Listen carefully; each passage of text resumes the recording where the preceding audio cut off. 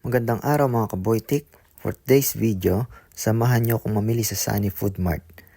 Dito nyo matatagpuan yung mga produkto na galing sa Pinas.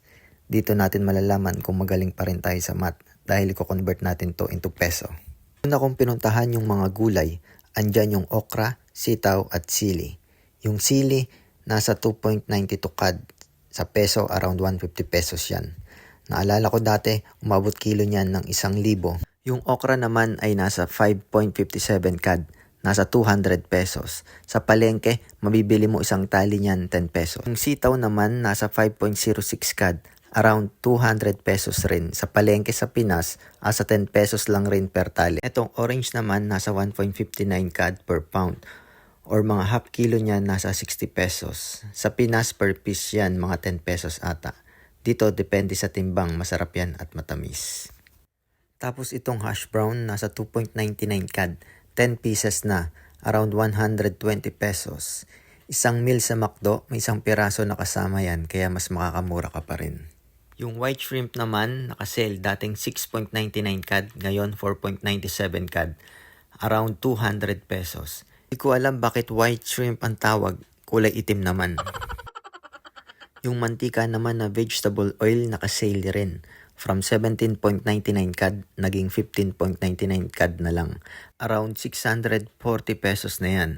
Yung tofu sa sosyal at tokwa sa atin, 2.99 CAD, nasa 120 pesos. Sa palengke, 5 pesos per piece lang yan. May special ingredients pa. Exposed sa insekto at usok ng sasakyan, kaya masarap. Yung pork chop naman, 7.19 CAD, around 200 pesos sa Pinas. Nasa 250 pesos ata kilo niyan. Yung hita naman ng manok nakasale din. From 2.99 CAD, naging 1.99 CAD na lang. Around 80 pesos. Yung buto-buto ng chicken, nasa 3 CAD, around 150 pesos naman yan. Yan ang masarap kasi malasa kapag ka naluto. Tapos yung fresh milk ni Boss Kai, 6.99 CAD. 4 liters, around 200 pesos. Kaya umubos ni baby ng 1.5 liters sa isang araw. Yung Carnation Evap naman nasa 2.99 CAD, around 120 pesos. Sarap niyan pang sopas. Syempre di mawawala tong masala, 2.99 CAD, around 120 pesos. Sarap niyan tas mekos-mekos lang. I-partner mo sa pita or kubos. Yung Mang Tomas naman, 4.99 CAD. Around 200 pesos naman. Alam ko sa Pinas, wala pa yatang 100 piso yan.